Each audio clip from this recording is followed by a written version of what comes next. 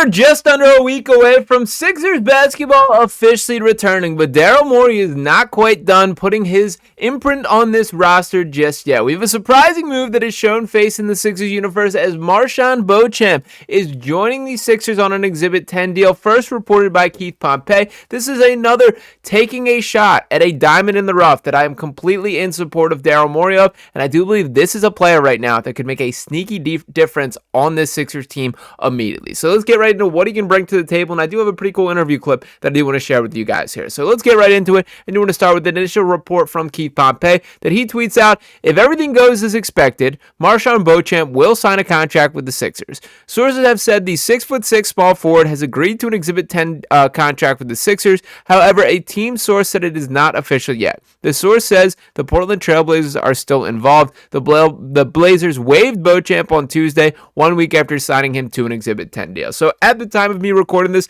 I still have not seen the report of this is set in stone, this has absolutely occurred, but typically when these whispers start to give out for a player like Beauchamp, that typically means it's happening there. That these sources that Keith Pompey is referring to, he said team source for one, which is certainly in the specifics of it. I would guess he initially caught wind of this from an agent, that Beauchamp's agent directly reached out and let Pompey know. It would be my guess for how this has come to light from a public setting here. Now, to speak a little bit more about it, I did want to continue on with the article, and this coming from Adam Aronson here, who writes, an Exhibit 10 deal gives a player a chance to participate in training camp and preseason, with a signing bonus to come if they join that team's G League affiliate after being waived. Among the other Exhibit 10 signees for the Sixers are Kennedy Chandler, who's been a blast to watch in preseason, Amani Bates, who's been underwhelming in preseason, and Malcolm Hill, who I like but is way older than I thought he was.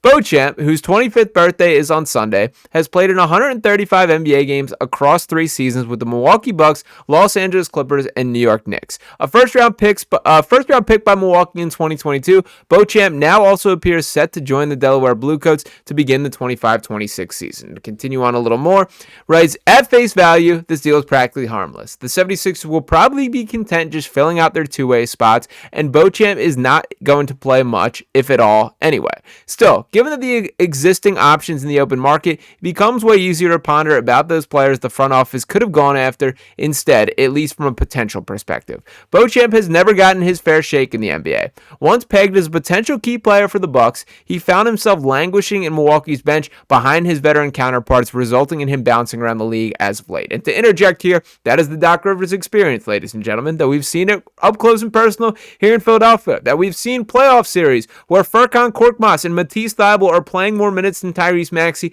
simply because of rookie. We've seen Isaiah Joe not be able of getting off the pine and now be a NBA champion with the Oklahoma City Thunder. So I do not fault MarJon Beauchamp for not getting an opportunity as a rookie, because that is the way that Doc Rivers is wired.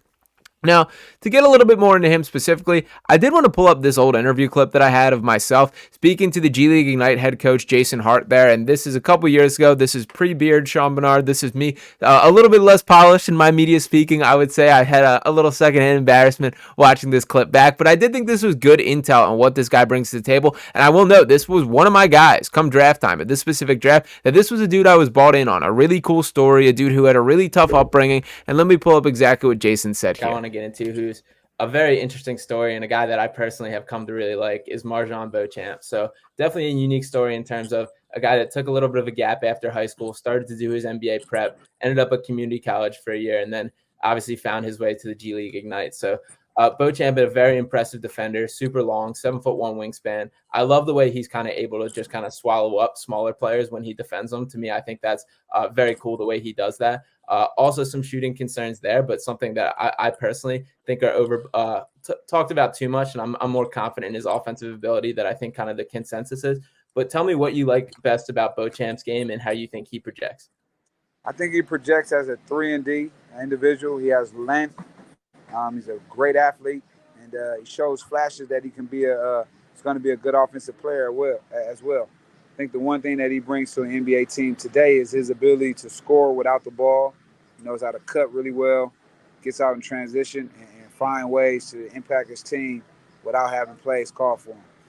Yeah, definitely. That cutting ability to me is something that kind of has jumped out to me. And he's a guy that I feel like doesn't need the ball a ton to still have a high impact on the offensive end, which is Right. a very important asset when kind of building a team, and something that I think it takes takes a while for guys to get. So especially in transition, I've been impressed with. He's a guy that obviously is not afraid to rise up and dunk on you. Do you Right. think transition would kind of be the best aspect of his offensive game, or do you think there's other things that aren't talked about as much as well?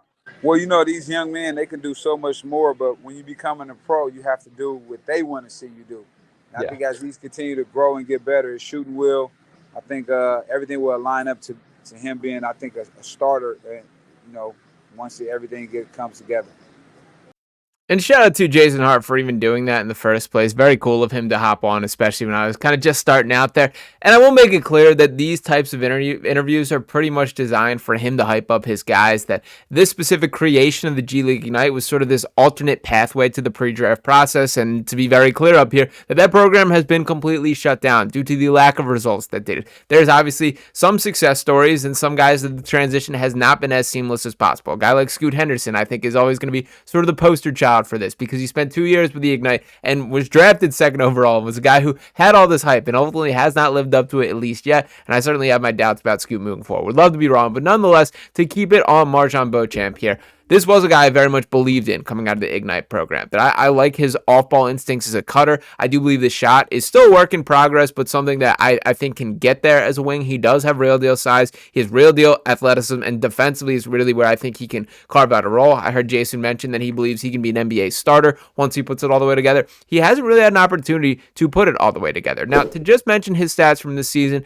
not nearly enough of a sample size to ultimately read into things. Averages 4.5 minutes per game there, 2.3 points, 1.3 rebounds, did shoot 34.5% from three, but a pretty limited sample size here. What I think is probably a better view of this is take a look at his entire statistical profile. So you can see that he started out his career in Milwaukee, spent 3 years there, really the better part of 2.5, and ultimately across that time, never really saw the chance. That across the time overall, Milwaukee averaged just 11.4 points per game there, 4.2 points, 2.0 rebounds, has shot 35.4% from beyond the three-point arc in his career, and I do think these numbers are worth noting because it is not a consistent sample size.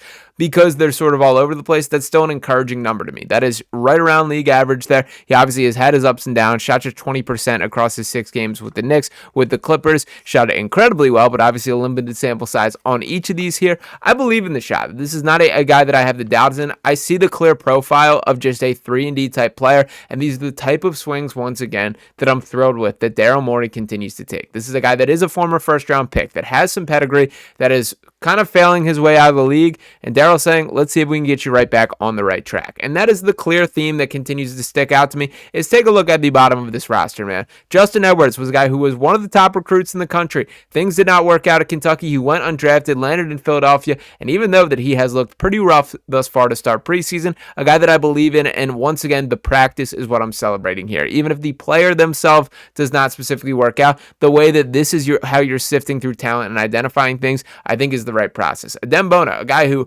very clearly has a chance to be like an X factor of this entire season. He's getting rave reviews from reporters, from the team around camp, the energy, the athleticism. He's got to cut back on the foul issues. There's things that he's going to have to work on, but Adem Bona has a chance to play a real role for the Sixers team this year. Janai Broom, we talked plenty about, and not a guy that I have full belief in, but I still understand it there. Jabari Walker, another dude who I believe has way too much pedigree to be on a two-way contract. I think it's kind of crazy that the Sixers were even able to pull that off. Hunter Salas is another example of a guy who was projected to be a first-round pick at Wake Forest after absolutely balling his junior year. Came back for one more and shot the ball really poorly, below 30% from three, and that kind of took him off draft boards. But Daryl Morey said, we saw the player that you looked to be last year. We're taking a chance on that and seeing if it can work it out. Dominic Barlow, sort of a similar story where he's sort of cut from the Beauchamp cloth, where they had a little bit of a different pathway to the NBA. Barlow going through the overtime elite profile, Beauchamp coming through the G League Ignite there. And of course, heading down the list, Amani Bates is another example I would use of a guy who had a ton of pedigree, was expected to be a top prospect there. Things did not work out for one reason or another. And for Bates specifically, it was a little bit of legal trouble, some off-court stuff, but the talent is still there. And these are the guys that they continue to take swings at. So we'll see if it works out for MarJon Beauchamp, but I do want to continue to tip the cap for strengthening up the bottom of the roster. Taking chances on these potential diamonds in the rough is the way you build a very successful and sustainable long-term winner. I will also note that little interview series that you did see on PickSwap Media. Keep it posted, or keep tuned in to PickSwap Media, as we'll be relaunching and doing some big things on there in the coming weeks. Getting that back up and running. Going to have a full-scale NBA podcast with my guy Sam Ostry, so we're getting that cooked up now. That will be launching later this week. We got a lot in the works here, and we'll be continuing to rock right here on Sixers Digest. So make sure you're checking out PickSwap Media, and make sure you're checking out Sixers Digest right here. The best way by doing so is by hitting that subscribe button below. And once again, 60.9% of you guys watching these videos have not clicked subscribe to the channel just yet, and we got to get that to change. So make sure you're hitting that button. It's free to you guys, helps us out a ton. Drop a like video on this video if you have not already. Give your comments below. We'll be back talking with you next time right here on Sixers Digest. Peace.